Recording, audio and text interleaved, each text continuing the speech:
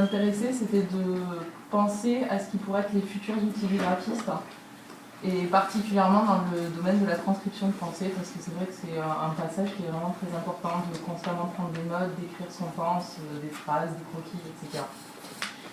Et sur le fait aussi que ça pouvait venir à n'importe quel moment de la journée, qu'on n'avait pas forcément de quoi écrire sous la main, et qu'il fallait qu'on puisse écrire n'importe où, sur n'importe quoi, à n'importe quel moment.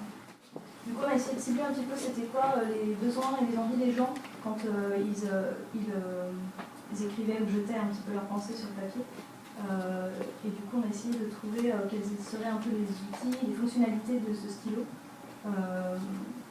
Et pour le rendre en même temps interactif et numérique, puisque en fait, maintenant, le procédé numérique fait partie du procédé de création. Après la partie de réflexion plus lourde où on jette sur le papier ses idées. Du coup, l'interface, ça se divise ça se présente comme ça. On a un espèce de petit widget au centre qui sert de menu et en fait qui va nous permettre de retrouver les notes facilement. Donc en fait là, par exemple, on sélectionne la reconnaissance géographique parce qu'en fait, le stylo a dedans un petit GPS qui permet de situer la prise de notes. Donc là, c'est un système de reconnaissance par type en fait.